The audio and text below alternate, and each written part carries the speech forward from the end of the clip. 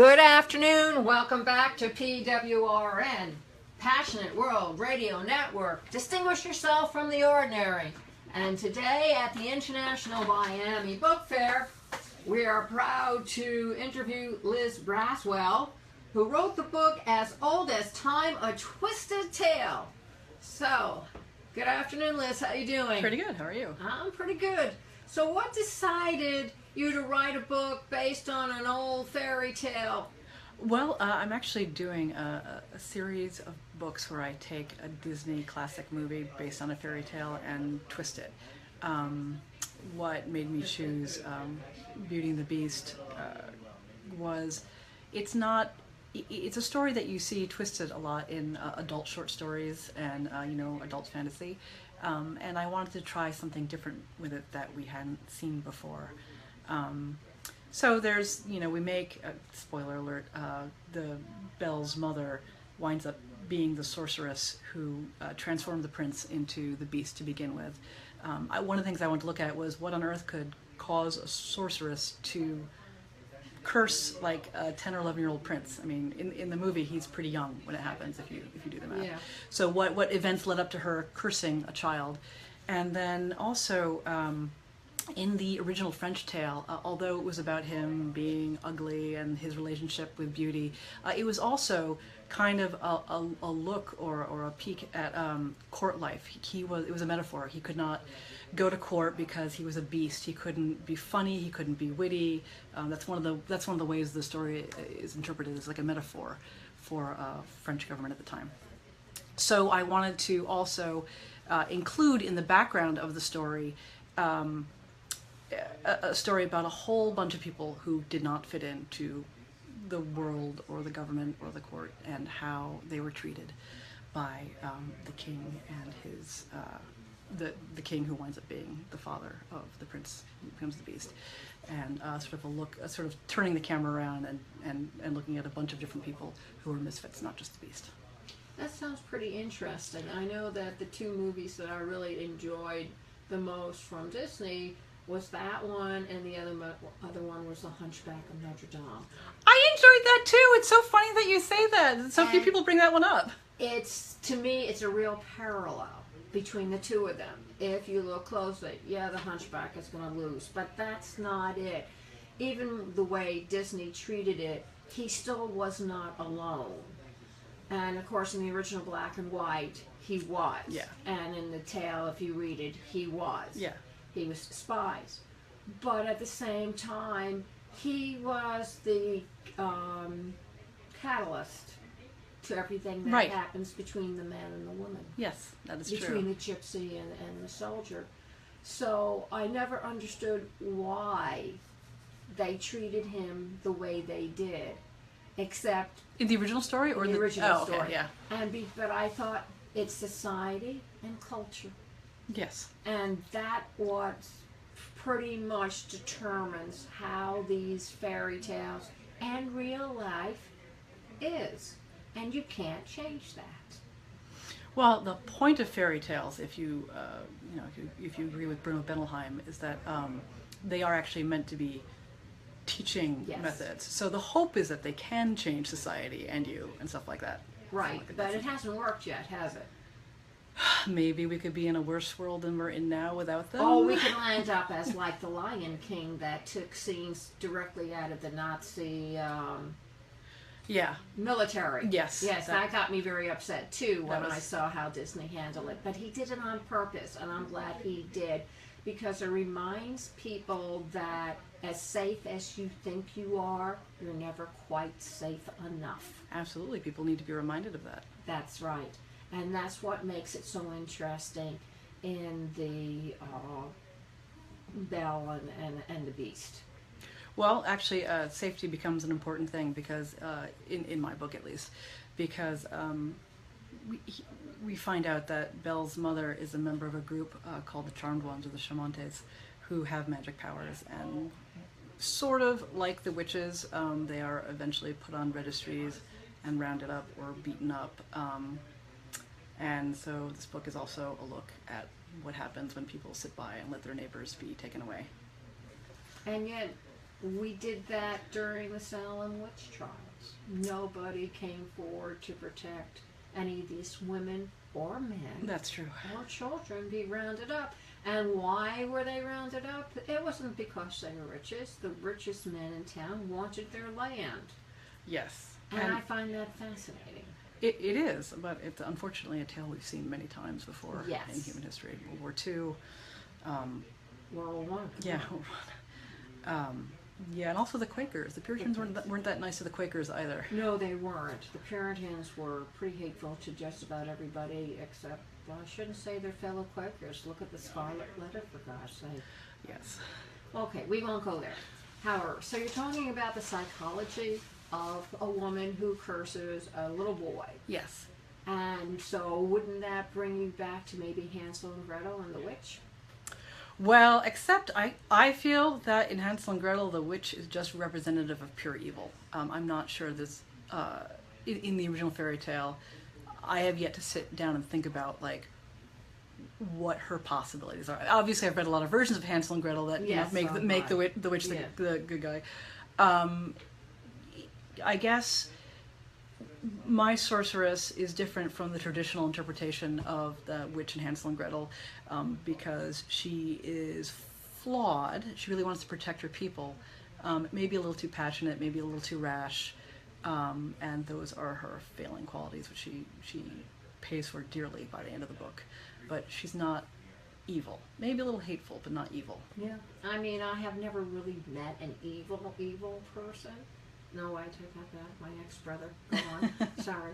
Okay, so you like dealing in fairy tales, especially the ones that Disney has presented. What is the draw that attracts you to going and rewriting some of Disney's? Well, I've always been doing it, actually. My first book was not a Disney, based on a Disney movie. My first book was Snow, which is a retelling of Snow White. But what interests me about Disney is that fairy tales are constantly evolving. As cautionary tales, as oral tradition, as the history of people as they come to America and bring their cultures with them. And Disney is actually a step in that chain of fairy tale evolution. It might not be exactly the fairy tales the way Grimm's told him, or the way your parents told them to you when you went to sleep, but they're just other versions of these ancient stories, and so I'm twisting it and taking the stories, one step further along that path. So I think that's pretty good. So what's next in your twisted collection? Well, I can't reveal the titles as yet. You can't. I'm you sorry. You have to tell me the title. Three Little Pigs. I don't think they did a full-length movie about the Three Little Pigs, but there definitely there will be some more. And Cinderella. I can neither confirm nor deny anything. Right, okay, I will stop guessing.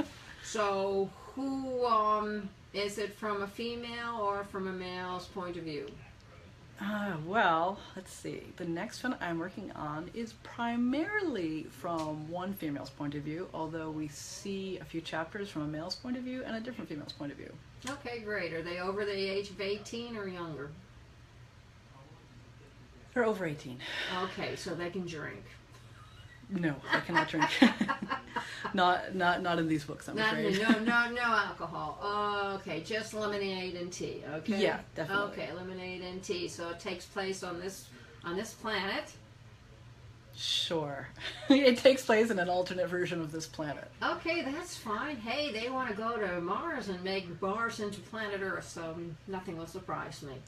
That would be a good story. Fairy tales in space. No, that's what NASA plans on doing. They had a big special on the National Geographic, and they're planning to go to Mars and turn it into another planet Earth since they're destroying planet Earth.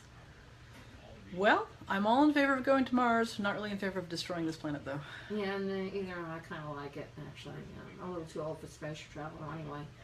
Okay, so let's see. They're over 18, alternate universe, female, male.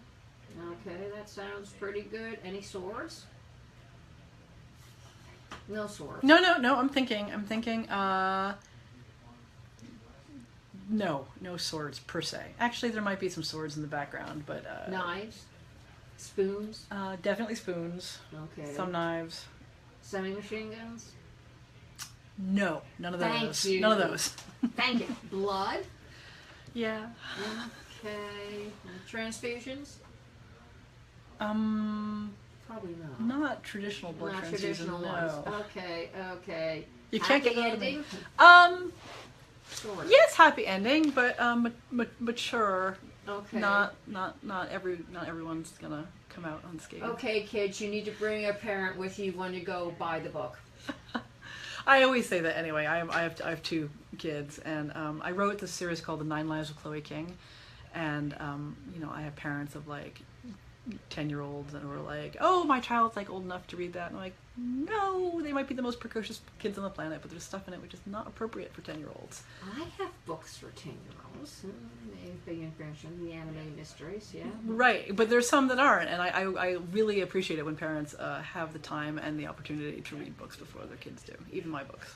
Oh, good. I'm glad to hear that. So let's see. I got 3 grandkids. All right. How old are they?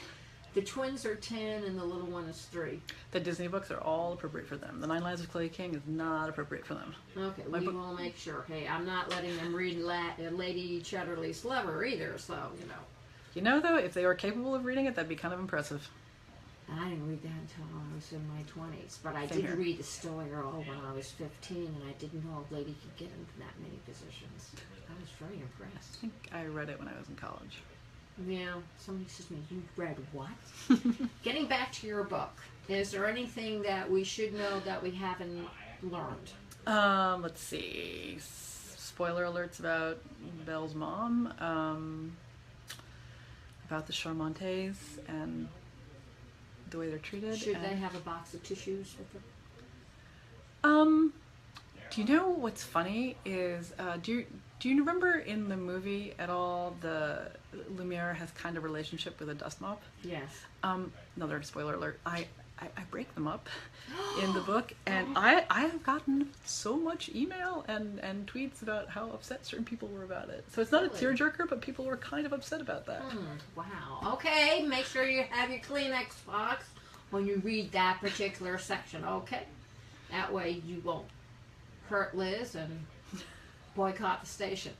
So, where can people find you on the World Wide Web? I mean, all the places you generally buy books will sell this. So Okay, where can they write to you to say they hate your guts? me, that's M-E like me, at Right. lizbraswell.com. L-I-Z-B as in boy, R-A-S as in Sam, W-E-L-L.com. And that's my handle for like Twitter and the Insta Facebooks. It's always Liz Okay. Braswell. Are you doing anything else at the book fair today? I am going to be on a panel, and I am going to go shopping for books. Those are my two big Everybody's plans. going shopping for books. How do you fit that on the airplane again? I packed not a lot of clothing, and I have 2 big carry-ons, and if worst comes to worst, I will ship. But I'm here for the books. Good for you.